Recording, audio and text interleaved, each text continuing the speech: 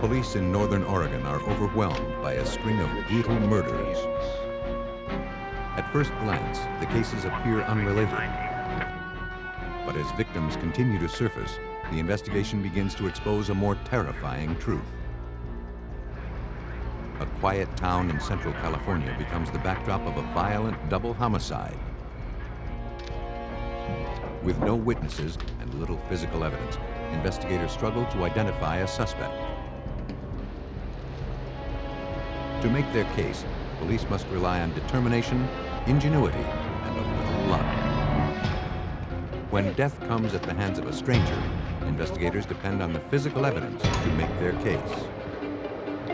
Forensic science offers the only hope of justice when innocent victims are caught in a killer's deadly aim.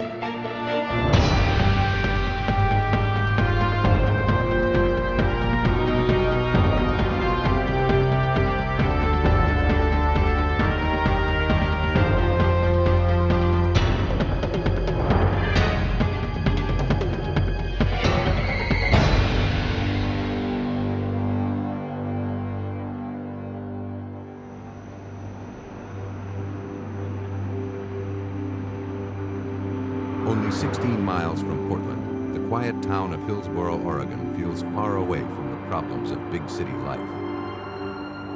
91,482. But a few hours before dawn on October 9, 1992, dispatchers from the Hillsboro Police Department received a 911 call. A resident living along Cornell Road reported hearing multiple gunshots.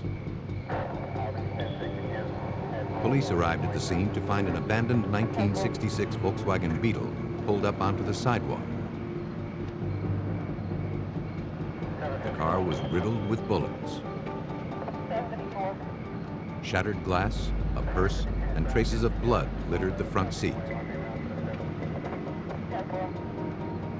Over a dozen bullet casings were scattered on the ground.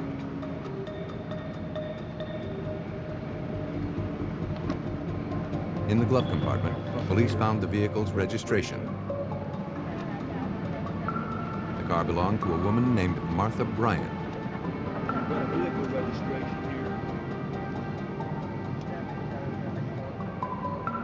A driver's license found inside the purse also belonged to her. But Martha Bryant was nowhere to be found. As officers tried to piece together what had happened, another call came in from police dispatch. Yeah, go ahead. Half a mile away, witnesses reported a woman lying bleeding in the road.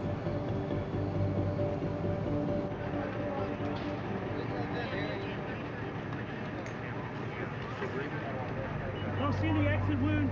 Check her breathing, respiration. The officer arrived to find paramedics frantically working to save the woman's life. He recognized her from the driver's license photo. It was the owner of the Volkswagen, Martha Bryant. She had been shot twice. The emergency team rushed her to the University Hospital in Portland. But after several hours of fighting for her life, 41-year-old Martha Bryant was pronounced dead.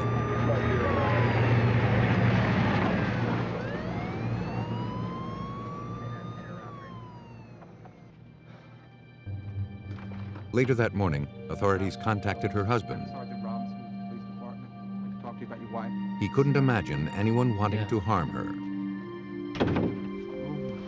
He said that Martha was a dedicated midwife at the hospital where she worked.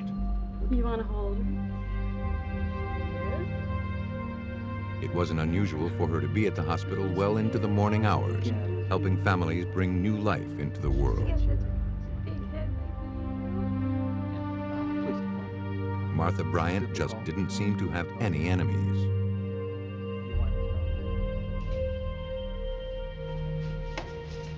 At autopsy, the medical examiner noticed signs that Martha Bryant had been sexually assaulted. A single 9mm bullet had pierced her lung. But it was an execution-style shot from a .22 caliber weapon to her right temple that killed her. the slugs were removed and forwarded to the crime lab. Number 4. 30 degrees.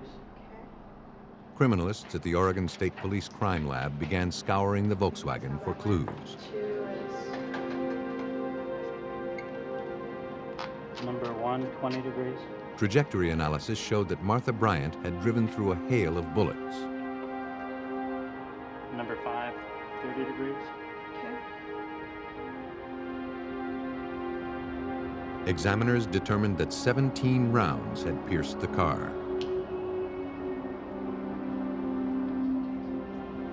The attack had come from 2 positions. From the right rear of the vehicle and from just outside the passenger window.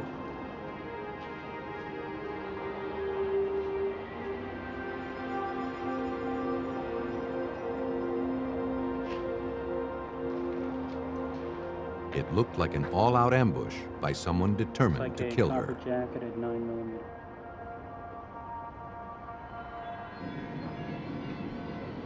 Next, examiners compared the bullets collected from the vehicle to those recovered from the victim.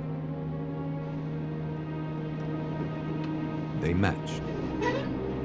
And the markings left on the bullets told investigators that a Browning 9mm handgun had probably fired them.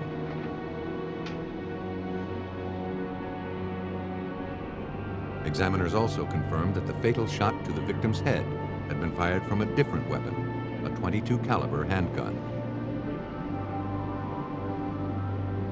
This suggested 2 shooters.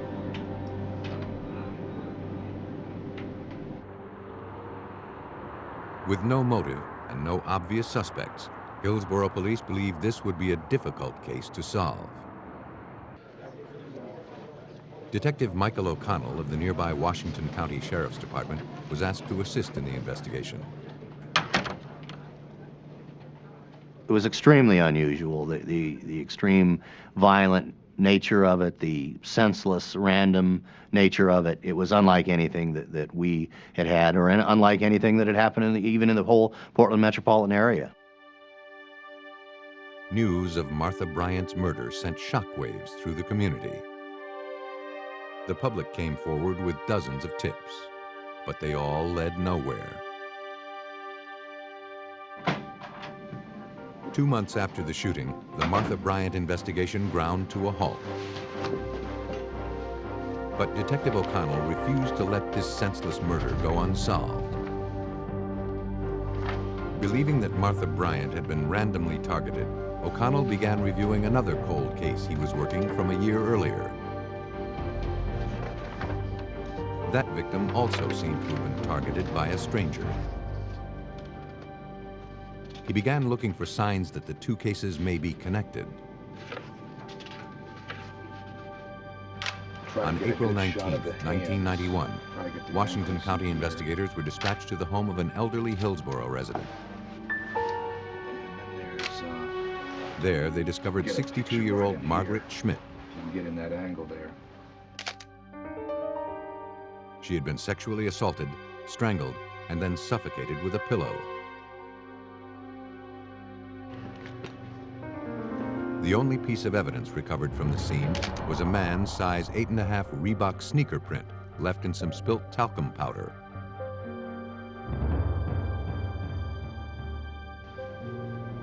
The subsequent investigation into Margaret Smith's murder had uncovered no solid suspects.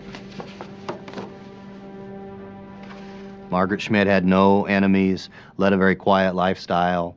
There were no actual witnesses that night to this person sneaking into her house. Other than the shoe prints, we had nothing else to go on.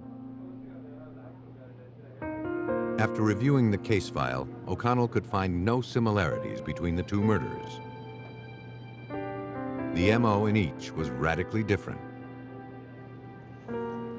The only thing that Martha Bryant and Margaret Smith shared in common was that both appeared to be unlikely victims.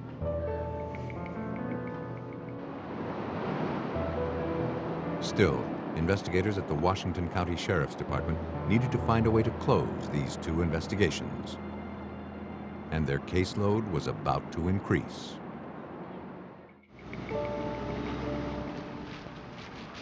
2 months after Martha Bryant's murder, a passing truck driver spotted something on the side of the road.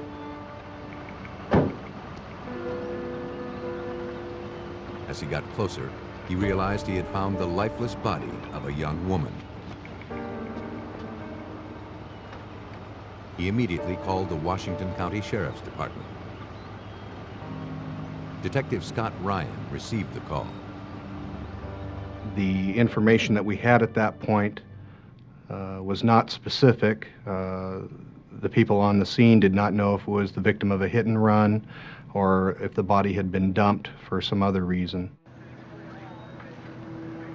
When officers arrived at the scene, they found that the victim had been shot at point-blank range from underneath her chin by a .22 caliber pistol. She had also been badly beaten and sexually assaulted.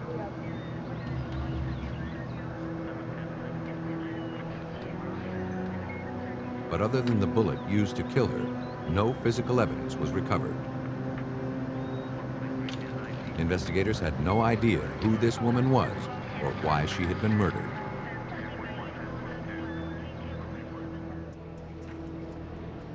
Hoping to identify her, the victim's fingerprints were run through the police database. They got a hit. Records indicated this victim had been charged on a minor violation a few years earlier. She was identified as 23-year-old Yanti Woodman of Portland, Oregon. Detectives interviewed Woodman's friends, but no one had any useful information. She was known as a free spirit, and everyone police spoke with liked her. Like the Margaret Smith and Martha Bryant investigations, the murder of Yanti Woodman quickly threatened to go cold.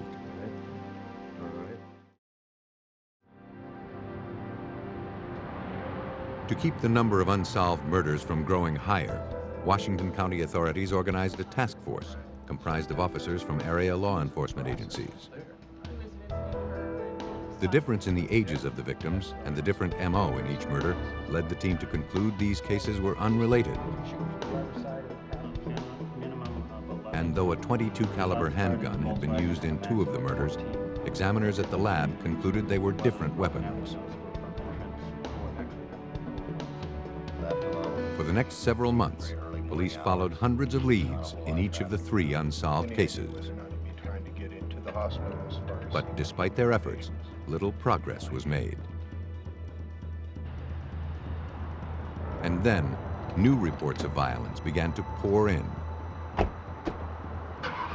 The normally quiet community of Hillsborough seemed to be caught up in a deadly crime wave.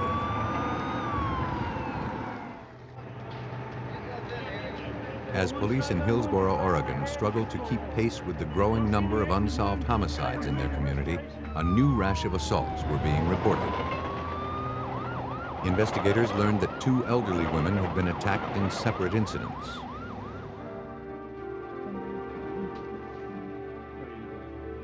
Police spoke with one of the victims, who was still recovering in the hospital. She said a man came to her door asking to use a phone. Once inside, he attacked her. But the woman managed to activate an alarm pendant.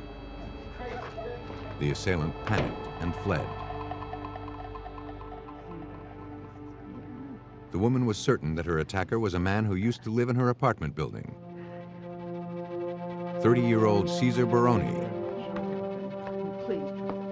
The second victim was also able to identify Barone as her assailant.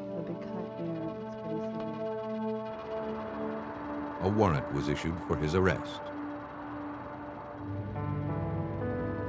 Investigators quickly tracked Barone to a local bar. He was placed under arrest for the 2 assaults.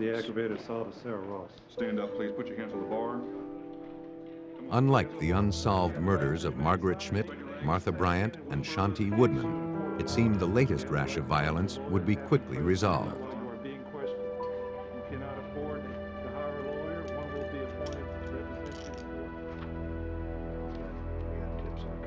At the weekly task force meeting, Detective O'Connell learned about Barone and details of the recent assaults. Hundreds of tips that face value you. Barone had an extensive felony record, which included a number of assaults and rapes on elderly women. As he continued listening, Detective O'Connell realized that the MO of the recent assaults bore striking similarities to one of the unsolved murders, that of 62-year-old Margaret Schmidt. Right away, we're speculating, could he be responsible, at the very least, for the murder of Margaret Schmidt, because of the age of these victims that survived and the fact that the one victim lived only a block away from Margaret Schmidt. How you doing? Though it was only a hunch that the cases may be connected, detectives interviewed Barone in jail. He claimed he had never heard of Margaret Schmidt and denied any involvement in the recent assaults on the elderly women. Having been positively identified, investigators were convinced that Barone was lying. Glock 37. Looking for any useful information, they asked him if he owned any weapons. I've got an AK-47. To their surprise, he admitted to owning several. Semi-automatic. I've got One, he said, was a Browning 9mm semi-automatic pistol. Investigators had been searching for the same type of gun in connection with the shooting death of 41-year-old midwife Martha Bryant. The hunch that Barone was connected to the murder of Margaret Schmidt had uncovered a possible link to another unsolved case.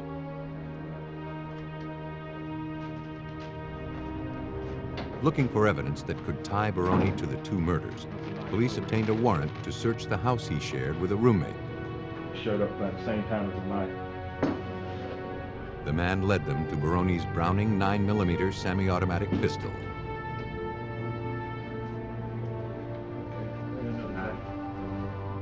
Let's go ahead and take this one. We sent that gun in to be test fired and compared to the Martha Bryant ballistics evidence. But at that time, it was only a hunch. There was nothing that directly led us to believe that he killed Martha Bryant.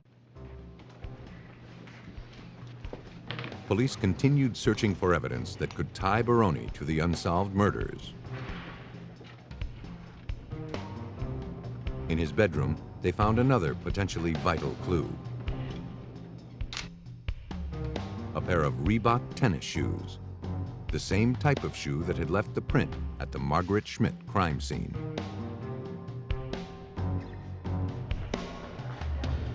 At the crime lab, examiners analyzed the shoes recovered from Barone's house. They were determined to be Reebok ERS tennis shoes, size 8.5.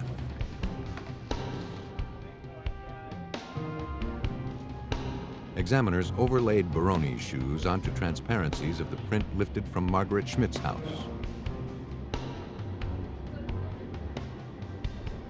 The unique characteristics present on the treads of Barone's shoes were identical to those found at the crime scene. Examiners concluded that Barone's shoe had left the print.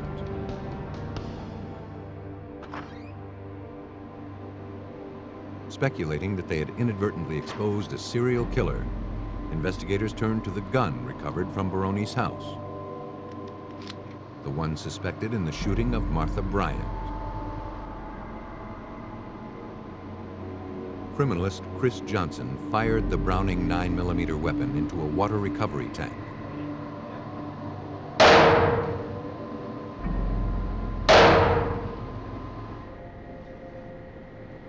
Under a comparison microscope, the samples were compared to the 9mm bullets recovered from Martha Bryant's lung and from her Volkswagen.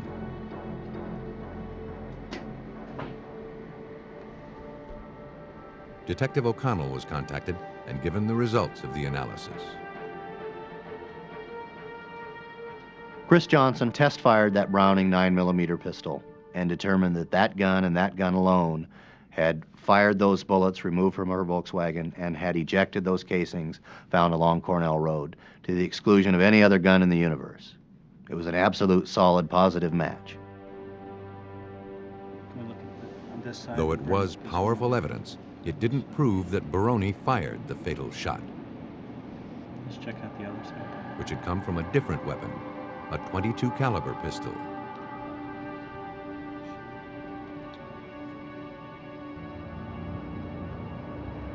As police searched for that gun, they got a break. An inmate locked up with Barone came forward. I'm sick of this guy. The inmate said Barone had been bragging about the murder of Martha Bryant. You know, with the weapons he used. Barone told the inmate that he was the lone gunman. You know how he shot the woman. He had used the 9mm to shoot up the victim's Volkswagen and then the .22 to deliver the fatal blow. This guy's crazy. You know, like he the baddest criminal. And that wasn't all. Barone had bragged that he and another man had committed yet another murder several months before that had remained unsolved. The details of that homicide also sounded familiar to investigators. Detective Scott Ryan reviewed the inmate's statements. One of the cases that Mr. Barone had described to the inmate was a case of a female who was picked up in Portland, transported out west, and raped and murdered. There was only one case that could be consistent with, and that was the death of Yanti Woodman. The investigations into 3 seemingly unrelated homicides were converging, exposing a trail of murder that led to one serial killer. Now, police needed to find hard evidence to make sure that Cesar Barone would never be free to kill again. Having conclusively tied suspected serial killer Cesar Barone to the unsolved murder of Margaret Smith, police in Hillsboro, Oregon now sought to link him to the murders of 41-year-old Martha Bryant and 23-year-old Yanti Woodman. Barone's alleged accomplice in the Woodman murder was tracked down to a local jail where he was serving time on an unrelated charge. Perhaps you might be able to tell me what your... At first, Leonard Darcell was uncooperative. But after being confronted with the inmate's testimony, he decided to talk. Darcell told the detectives that he and Barone had met Yanti Woodman in a Portland bar the night she was killed. They conned her into Barone's car. Once inside, Barone beat and raped her. Then, they drove her to a remote location. Darcell told police he begged Barone to just leave her alive by the highway. Get down, get out. But Barone shot her anyway, using a .22 caliber pistol. But he laughed at that. Though police were getting close to making their case, they needed to find the weapons used in the Martha Bryant and Yanti Woodman murders.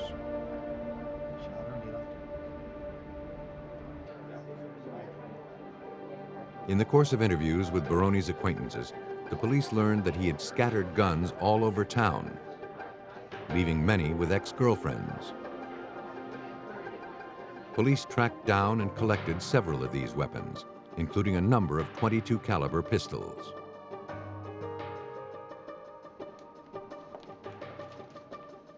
The weapons were forwarded to Chris Johnson at the Oregon State Police Crime Lab.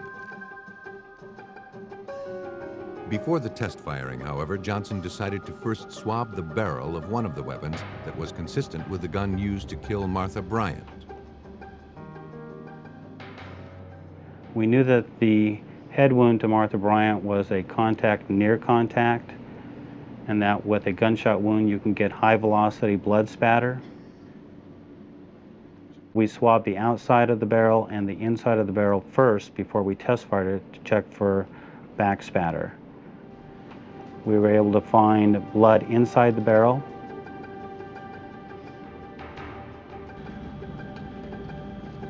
DNA testing showed the blood on the inside of the gun barrel was consistent with blood recovered at autopsy from murder victim Martha Bryant.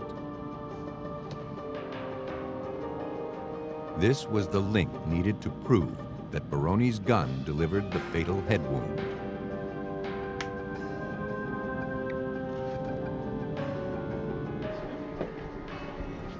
Examiners at the crime lab were also able to conclusively tie another of Barone's .22 caliber guns to the murder of Yanti Woodman. In all, Oregon authorities had linked serial killer Cesar Barone to 3 unsolved murders. Detail on the firing pin. Oh, yeah. 18. Detectives marched into the Washington County Jail and charged Cesar Barone with the murders of Margaret Smith, Martha Bryant, and Yanti Woodman, and also with the assaults on the 2 elderly women.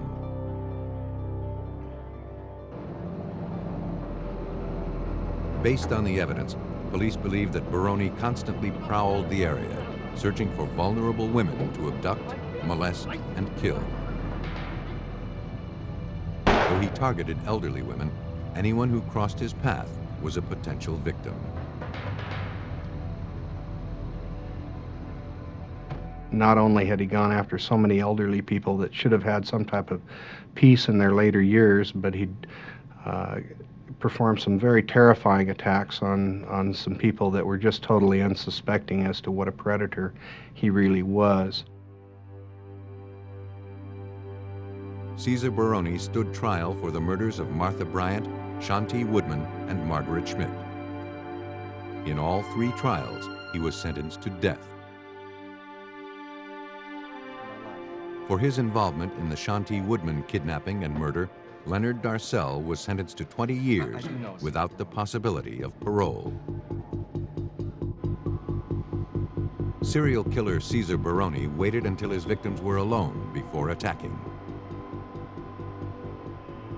Other killers strike whenever the opportunity presents itself.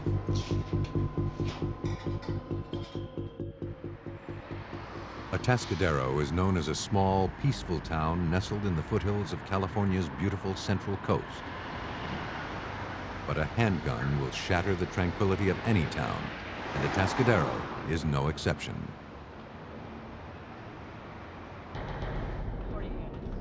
Shots fired, 8700 block. In the early morning hours of February 5th, 1987, police and paramedics were dispatched to an apartment complex.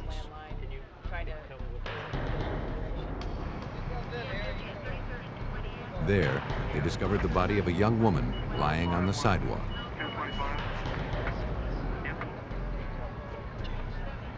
She had a single gunshot wound to the left temple. The emergency team also removed a nylon stocking that had been used to gag the victim.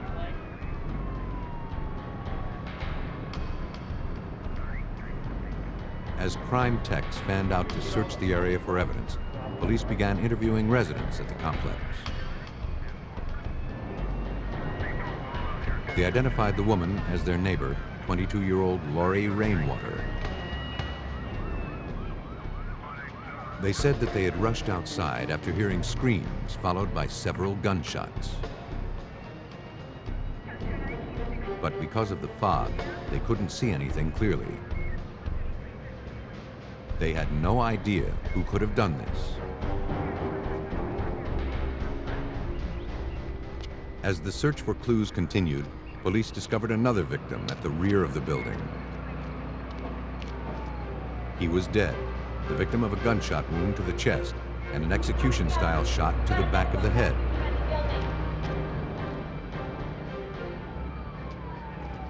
He had also been gagged with a stocking. Neighbors later identified him as Lori's husband, 25-year-old John Rainwater.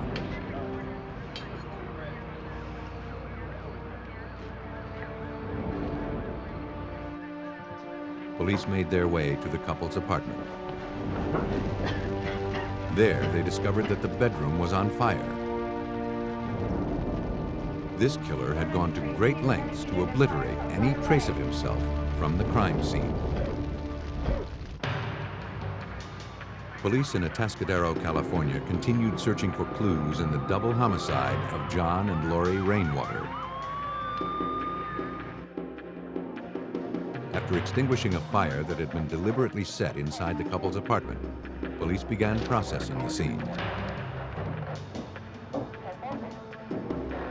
Blood spatter found throughout the apartment suggested a vicious attack.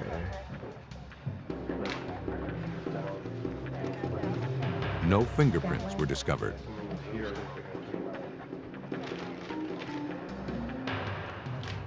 Police did find evidence that the murdered couple had been bound.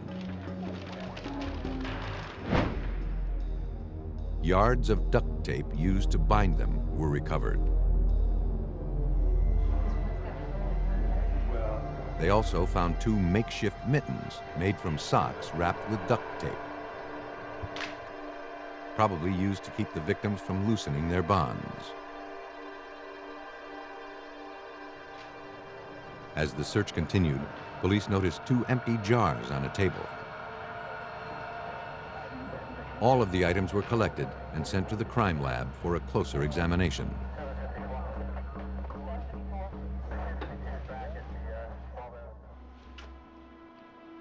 At autopsy, the medical examiner determined that each of the victims had suffered deep, blunt force lacerations. There were also signs that they had been sexually assaulted. But it was a .38 caliber gunshot wound to the head that killed both John and Lori Rainwater. The recovered slugs were forwarded to the California Department of Criminal Justice Crime Lab.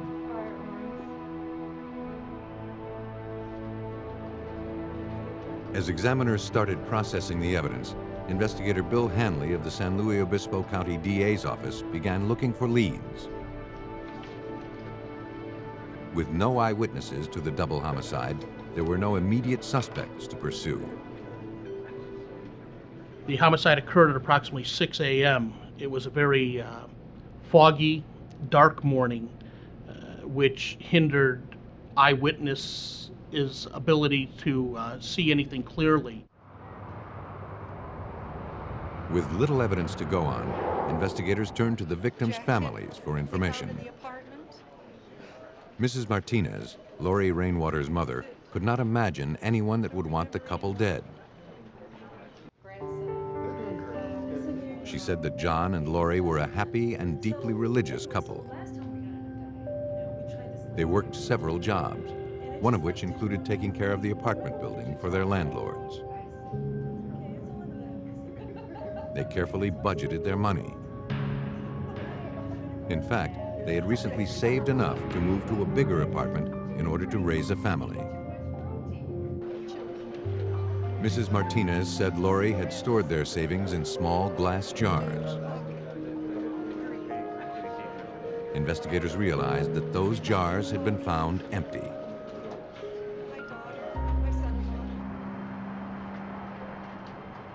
The information led investigators to theorize that robbery was the motive behind these savage murders.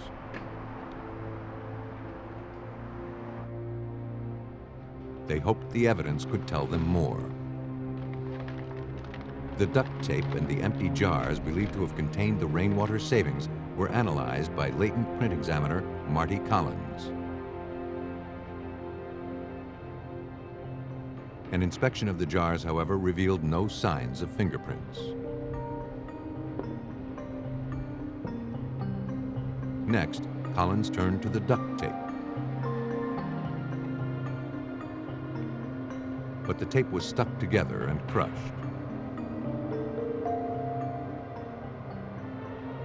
Once you get the tape that is stuck together, although there are ways to try and take it apart, the chance of getting latent prints is greatly diminished. Traditional methods of locating and raising a print were unsuccessful.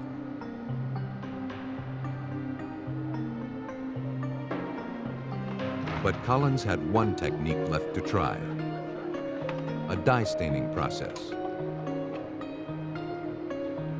After applying the chemical rhodamine 6G to the tape, a laser light was applied to the evidence. The dye adheres to any latent prints present on the tape. under the light, a small section of a fingerprint emerged.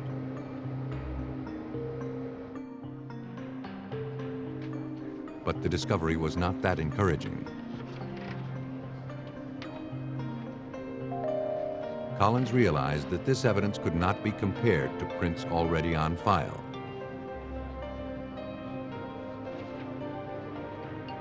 The print from the tape was from high up on the tip of the finger, not on the pad of the finger where inked prints of suspects are taken. Over the next few months, police developed several suspects. They were all brought in for questioning, but eventually fingerprint analysis eliminated all of them. For Detective Hanley, it seemed that the investigation into the deaths of John and Lori Rainwater was at a standstill. Due to the high publicity of the case, for approximately the next 2.5 months on a daily basis, up to 16, 17 hours a day, we ran down leads. These leads were from different parolees or offenders in the area to people calling up and saying that they believe that their neighbor did it, although having no really proof on it. All the leads that we had run into came up to be dead ends. But then, on April 29, 1987, 2 months after the murders, police received a phone call from a woman who claimed to have information about the Rainwater homicides. She agreed to come in and answer questions. The informant said that she had met the Rainwaters a few days before they were murdered.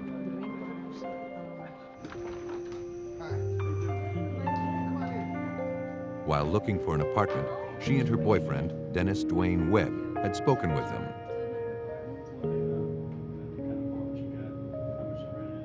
The Rainwaters explained that they only collected rent money from the tenants for the landlord. They didn't actually rent out apartments.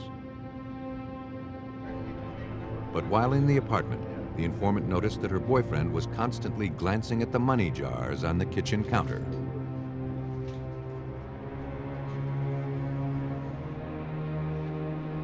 For investigators, the story hardly proved murder.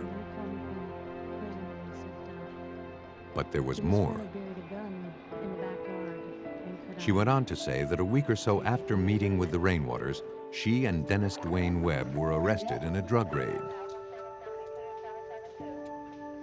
Police had collected drugs and several weapons, but failed to find a hidden .38 caliber pistol. Having followed the double murder investigation in the media, the informant knew that was the same type of gun used to kill John and Lori Rainwater. The informant was released on bail the following day. Shortly thereafter, Webb called her from jail. He wanted to talk about the hidden .38 caliber handgun. She advised me that at Dennis Webb's insistence that she was to dismantle the gun, take it to the coastal area in California, and throw it off the cliff into the ocean. The informant did as she was told. After taking the gun apart, she drove to a remote area along the coast and threw the gun over a 300-foot cliff.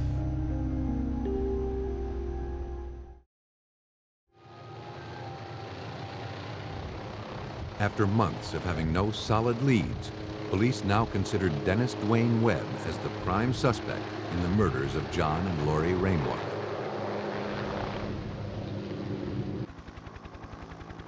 But to make their case, they needed to locate the murder weapon. And after viewing the area, investigators were not optimistic. Frankly, when I went there and noticed where she did throw it off, I thought there was little or no chance of ever recovering that weapon again. Members of the search and rescue team from the San Luis Obispo County Sheriff's Department were brought out to the site.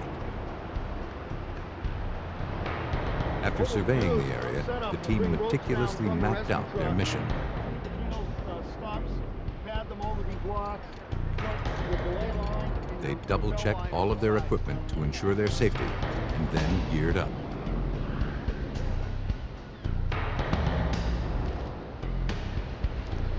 It was now up to them to rappel down the perilous cliff and search the beach below for the weapon believed to have been used to kill John and Lori Rainwater.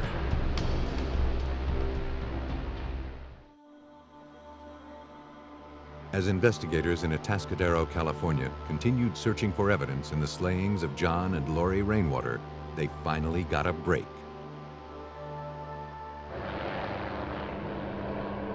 An informant admitted that at the instruction of her boyfriend, Dennis Duan Web, she had thrown the murder weapon off a 300-foot cliff into the Pacific Ocean.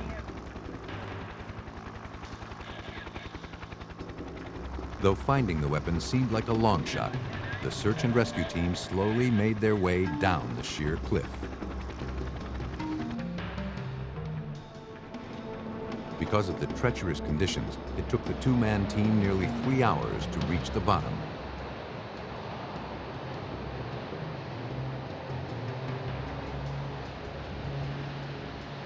Once there, they began searching for the gun.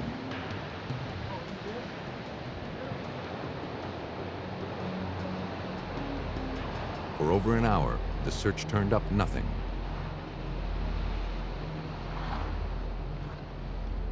But then, under some rubbish, they found what appeared to be the frame of a .38 caliber Smith & Wesson revolver.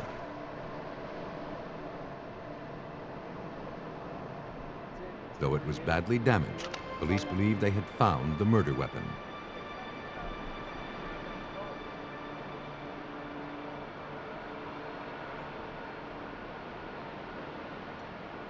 The team made their way back up the cliff and turned the gun over to investigator Hanley.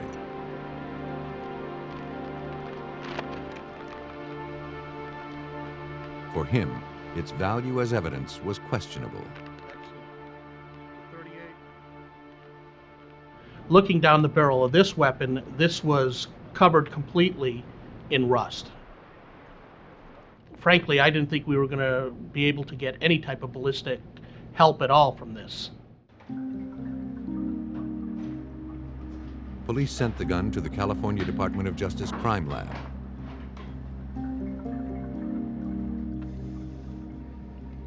Technicians managed to reassemble and clean the gun enough to test fire it.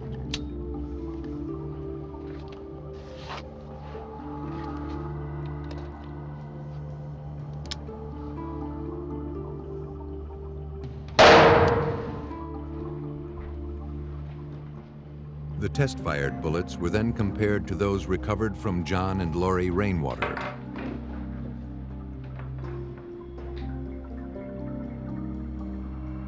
The markings left on the bullets as they traveled down the barrel of the gun matched in some areas, but not all.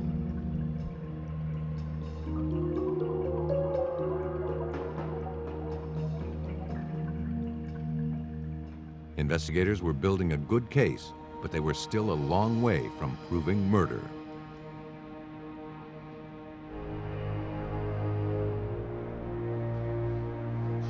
Police turned to their informant for help. They wanted to try and coax Webb into a confession. They asked his girlfriend to wear a wire and record conversations with him in prison. She agreed to cooperate, despite the danger of being exposed. I'm convinced that the informant's motivation was only to see that justice was done. At no time during the investigation did the informant ask for any leniency on any pending criminal case she had, nor did she ask for any type of reward that was out there. It was only to see that justice was done. During their conversations, Webb made no overt references to the murders. He believed that the correctional facility recorded all conversations. But when the informant told him she was worried that police suspected him in the murders, he began talking. But he spoke in code. Police were able to break it. For instance, when he referred to the weapon that was recovered off the coastline. He referred to that as a cat. When he would talk about killing somebody, he would talk about popping grapes. It was that kind of code that we had to decipher. Webb assured the informant not to worry. In addition to discarding the murder weapon, he said he had made certain that none of his prints had been left behind.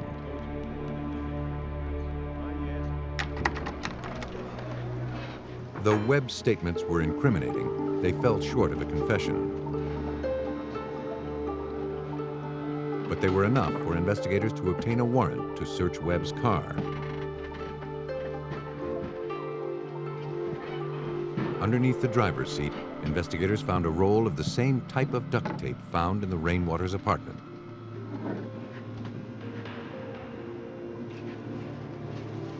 In the trunk, they found a receipt for the tape, stamped with the date and time, February 4th, 1987, at 8:37 p.m. The purchase of the duct tape had been made just hours before the Rainwaters were murdered.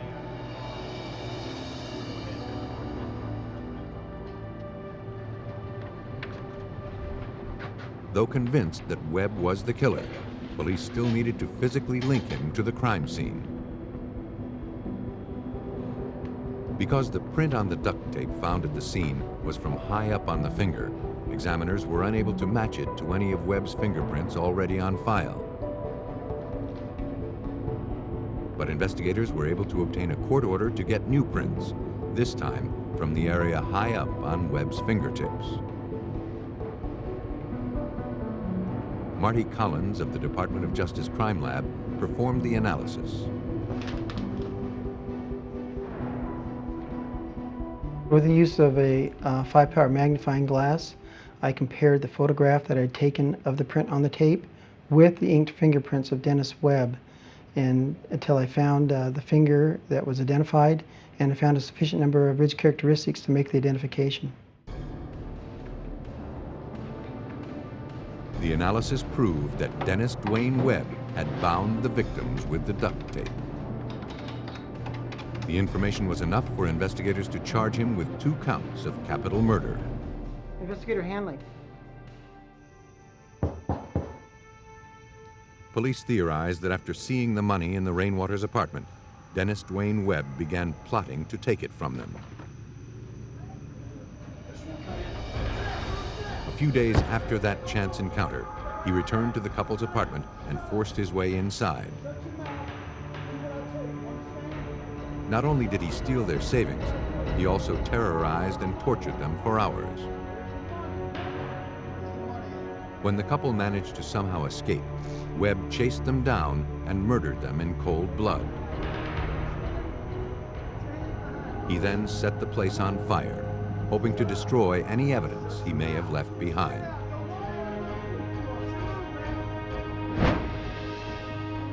On June 20th, 1988, Dennis Duan Webb was convicted of burglary, robbery, and 2 counts of murder with special circumstances. During the penalty phase of the trial, Webb testified, and for the first time admitted his responsibility for the deaths of John and Lori Rainwater. After hearing his admission of guilt, the jury sentenced Dennis Duan Webb to death.